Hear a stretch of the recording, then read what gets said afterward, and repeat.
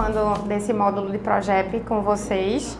Eu vou apresentar o tema de gestão de pessoas e, pensando num melhor entendimento de vocês, a gente dividiu esse curso em 2 módulos e o primeiro vai ser apresentado agora. Então, para vocês entenderem um pouquinho o que foi que a gente separou de conteúdo para vocês, eu vou mostrar aqui.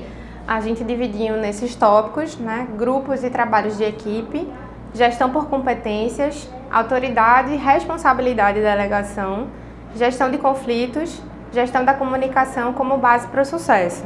Então, por que a gente escolheu inicialmente esses temas, né? A gente acredita que eles vão servir como um importante norte para o desenvolvimento da gestão de pessoas dentro da sua unidade escolar, consequentemente promovendo a melhoria no desempenho das atividades mesmo do dia a dia.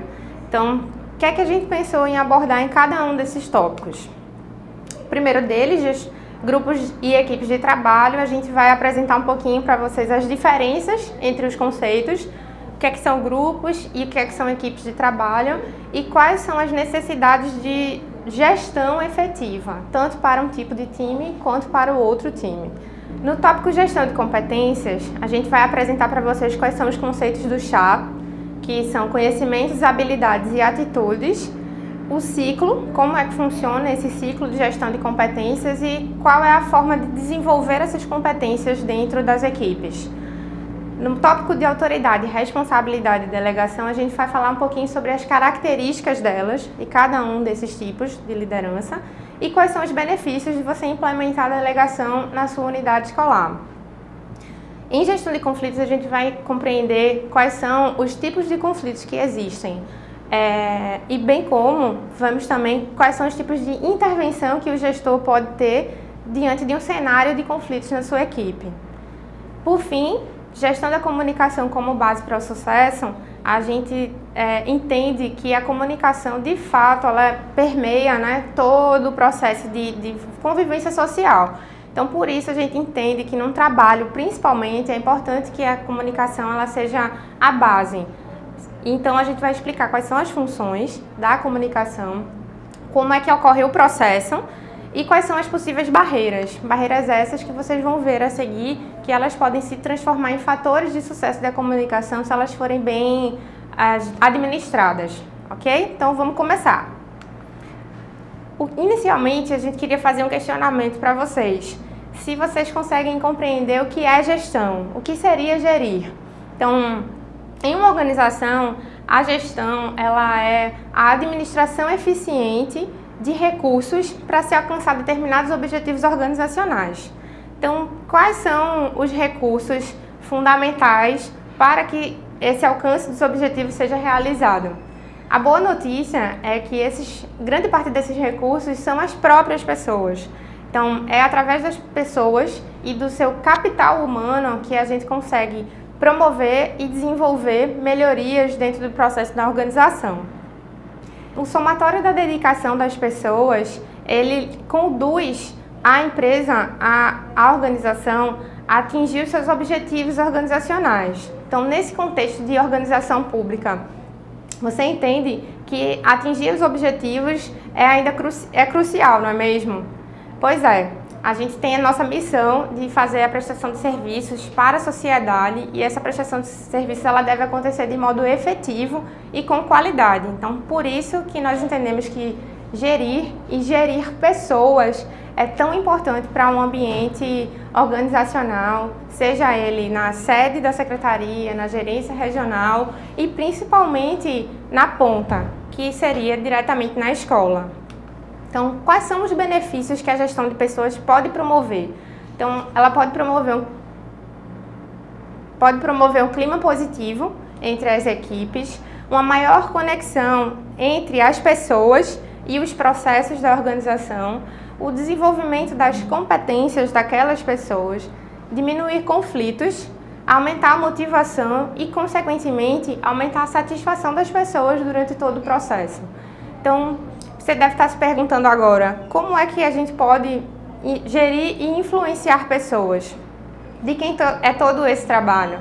E nós temos que dizer que esse trabalho é de todos que ocupam cargos de liderança, posições de chefia, de todos os gerentes, diretores e todo o nível hierárquico que tem um time aí para conduzir no alcance desses resultados esperados. Então, agora que a gente já viu quais são os benefícios, a gente já entende como é que funciona a dinâmica da gestão de pessoas, a gente vai apresentar um pouco para vocês quais são os primeiros passos. Ok, agora eu estou diante de uma escola, eu sou gestor dessa escola, por onde é que eu posso começar a fazer a gestão das pessoas? Então, o primeiro passo que a gente entende, nós elencamos, na verdade, 3 primeiros passos, e a gente entende que comunicar o posicionamento estratégico para as pessoas é fundamental. Então, como é que as pessoas vão conseguir trabalhar e atingir determinados objetivos ou atingir determinadas expectativas se elas não têm noção real de onde é que elas vão chegar e como é que elas vão chegar? Então, outro aspecto e um segundo passo seria definir as competências para cada função. Se eu sei onde eu vou chegar e o que é que eu tenho que fazer para chegar lá, e se eu sei qual é exatamente o meu papel e a minha responsabilidade para chegar lá, com certeza vai melhorar muito o resultado do meu trabalho. Eu vou ter a origem e o destino da minha atuação. Outra coisa é deixar muito claro os papéis e responsabilidades para cada uma das pessoas do grupo. Nós sabemos, nós entendemos que cada colaborador, cada membro da nossa equipe tem um papel e uma responsabilidade a implementar, a realizar, a cumprir. Será que eles sabem? É extremamente importante que eles saibam que são peças de um quebra-cabeça. Então, através do somatório dos esforços de todos os membros da equipe é que a gente consegue fazer o todo, não é verdade? Então, vamos prosseguir. No primeiro tópico desse nosso primeiro módulo, a gente tem grupos e equipes de trabalho. Você conhece as diferenças entre grupos e equipes de trabalho? Então, a gente vai explicar um pouquinho para você. Os grupos, eles são formados por pessoas que voluntariamente se identificam e se juntam e participam de algum tipo de trabalho. Geralmente são informais, como grupos de academia, grupos de futebol, pessoas que de fato se identificam e permanecem juntas, mas não tem exatamente um sincronismo definido ou um objetivo traçado para que elas sigam e consigam alcançar determinados resultados. Uma equipe já é bem diferente disso.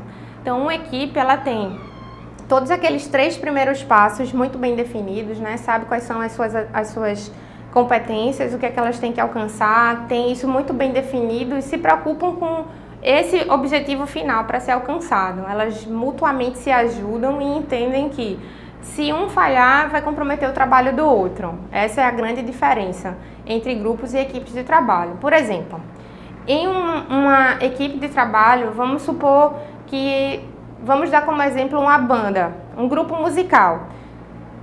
A música só vai ser plenamente executada se todas aquelas pessoas fizerem o seu papel. Um vai tocar bateria, o outro vai tocar baixo, o outro guitarra e o outro vai cantar. Então, se um deles falhar, a música ela vai ser executada parcialmente. Então, essa é a grande diferença. Em um grupo de trabalho, isso não existe, né? Existe um conceito, uma percepção de que é meio cada um por si, o que não acontece numa equipe de trabalho. Então, como ponto de reflexão, quem você acha que seria o maestro desse contexto todo? Que conseguiria identificar o grupo de trabalho ou uma equipe de trabalho? Seria o líder. Então, essa é a grande missão de um líder, né? Conseguir identificar essas características dentro da sua equipe para poder fazer uma melhor gestão sobre ela. Bom, nós vamos iniciar agora o segundo tópico do nosso módulo de gestão de pessoas, que fala sobre gestão por competências. Então, nós falamos inicialmente que a proposta seria apresentar para vocês o chá, o ciclo inicial e como é que você pode promover o desenvolvimento das pessoas de acordo com as competências que ela tem. Mas vamos entender um pouquinho sobre o que é competência inicialmente, que é justificada através do chá. O chá são 3 letrinhas, né? C, H, A. O C representa conhecimento, está totalmente diretamente ligado ao saber fazer, a formação educacional que a pessoa tem, né, a formação acadêmica, e ao fato dela ter informações que dão esse conhecimento para ela. Já o H de habilidades tem a ver com poder fazer. Eu tenho habilidade para fazer aquela determinada tarefa ou atividade, eu tenho experiência nisso. e capacidade, consequentemente, para poder fazer aquela determinada tarefa. O A de atitudes tem a ver com querer fazer. Eu tenho conhecimento, eu posso ter conhecimento, posso ter habilidades, mas eu posso não ter a atitude de querer fazer. E isso é fundamental. Então, o A tem a ver com querer fazer, tem a ver com iniciativa, com proatividade e com o modo da pessoa agir. Então, o que é que inicialmente você, gestor, teria que fazer para desenvolver gestão por competência na sua unidade escolar? É exatamente o que a gente vai explicar agora, é o ciclo.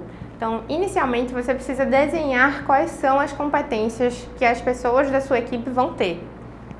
E depois, o próximo passo, já com esse desenho pronto, você vai identificar nas pessoas da sua equipe quais são as competências que ela tem. Pode utilizar para isso alguma espécie de questionário, um checklist ou até mesmo o currículo da pessoa, porque lá você vai conseguir identificar qual é a formação acadêmica dela, quais são as habilidades, né, as experiências anteriores que ela teve em relação àquilo. E aí, com base em percepção mesmo, você vai ver qual é a atitude que ela tem, né, diante das coisas. Então, uma vez desenhando, fazendo o mapeamento, você vai pegar e vai analisar. Eu tenho essas tarefas que precisam ser cumpridas e eu tenho esse capital aqui humano. Esse grupo de conhecimentos, esse grupo de habilidades e possivelmente essas atitudes. O que você vai ter que fazer agora é analisar o que é que eu posso juntar, né, para poder você definir melhor quais são as atividades que você vai delegar para determinadas pessoas da sua equipe.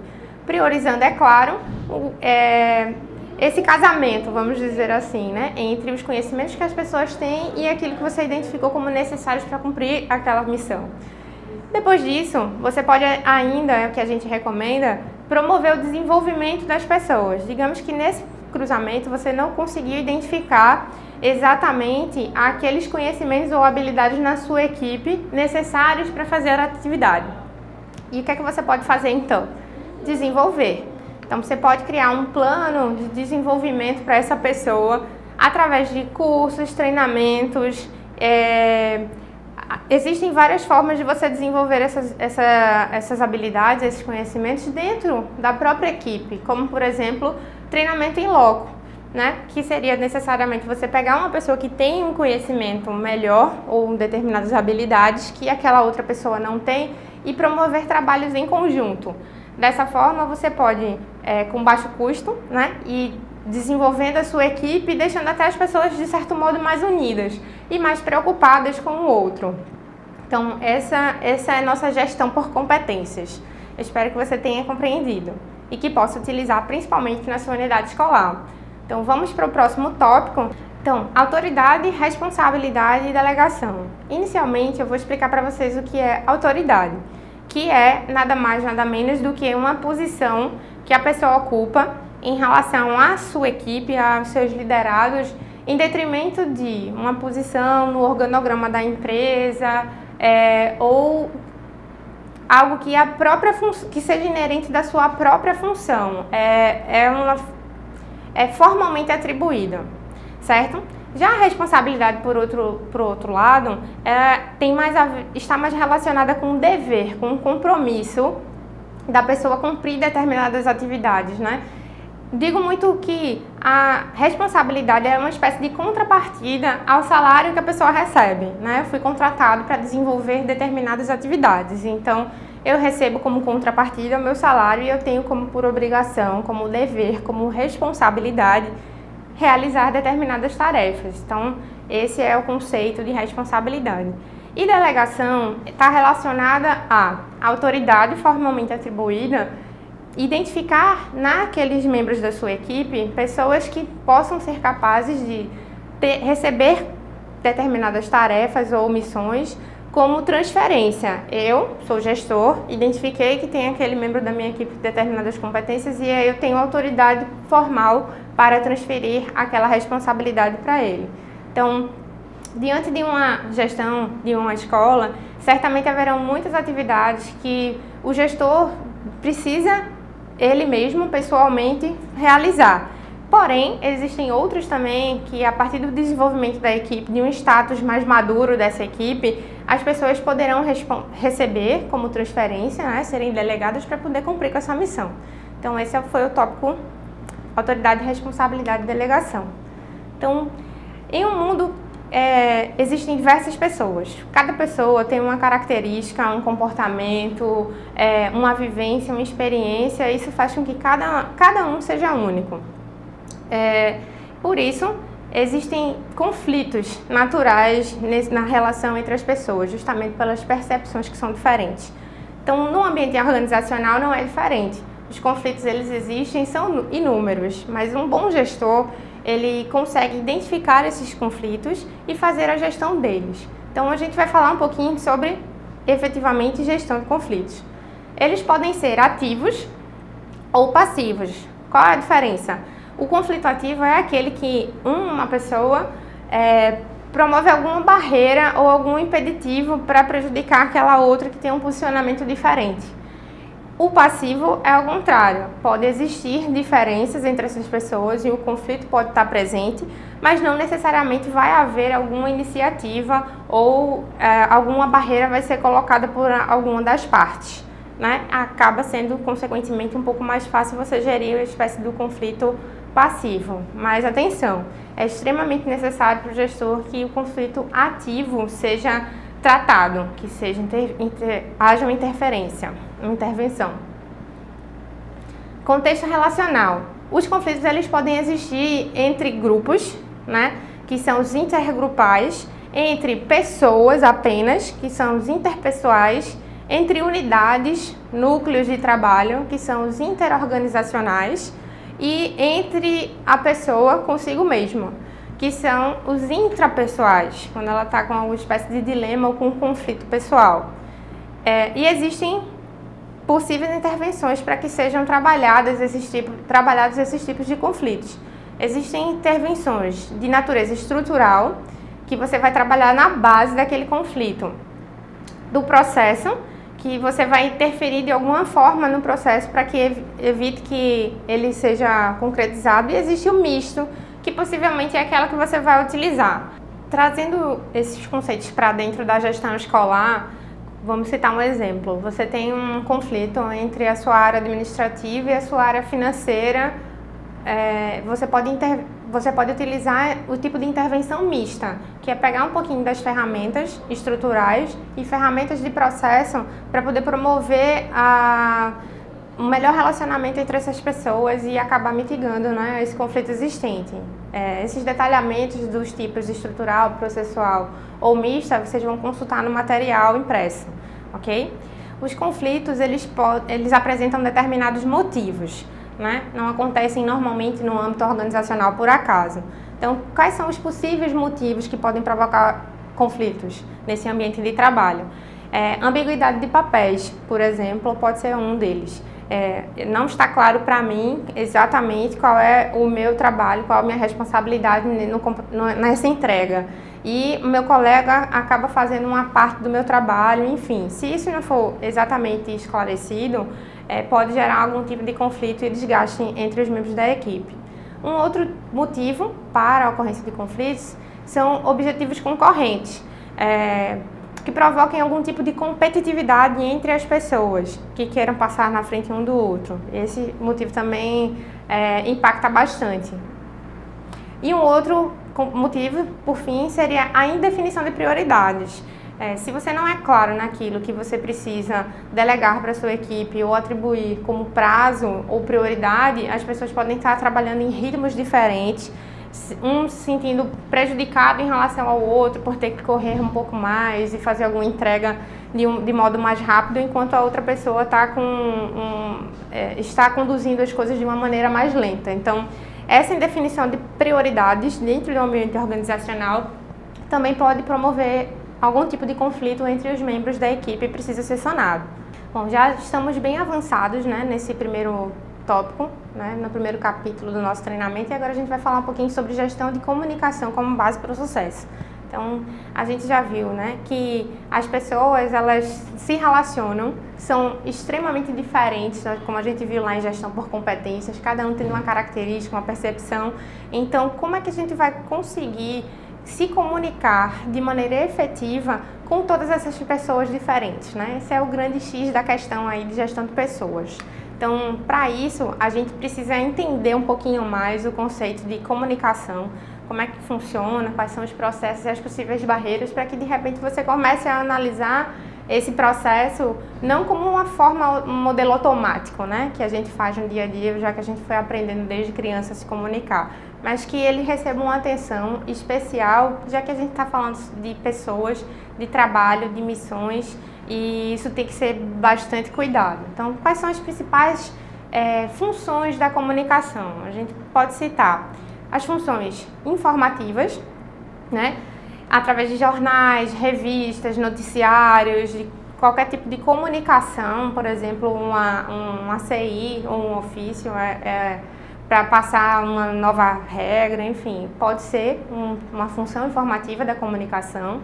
A gente tem a reguladora, que permeia, né, todas as nossas atividades como servidores públicos, através das regras, das leis, dos decretos, instruções normativas que baseiam o nosso trabalho. Isso é a função reguladora. A gente tem a de interação, que é simplesmente através dos diálogos, né, de conversas, e de expressão, que é através da cultura, de música, literatura e várias outras formas de expressão que geralmente estão mais relacionadas com aspectos artísticos. Então, na comunicação, a gente tem dois lados, duas pontas. Uma pessoa, de um lado, que está querendo transmitir uma mensagem para outra, ou para várias outras, né, para um grupo de pessoas. Então, essa pessoa que quer transmitir uma mensagem é chamada de emissor, como vocês podem ver na figura apresentada. Do outro lado, a gente tem as pessoas, ou a pessoa que vai receber a informação. Esse é denominado de receptor.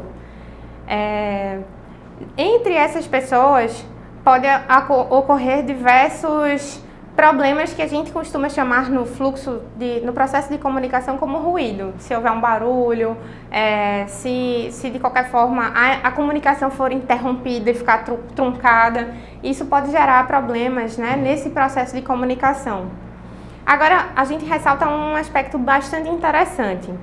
Nesse processo entre emissor e receptor e transmissão da mensagem, é muito importante, é fundamental que haja o feedback. O que seria isso, né?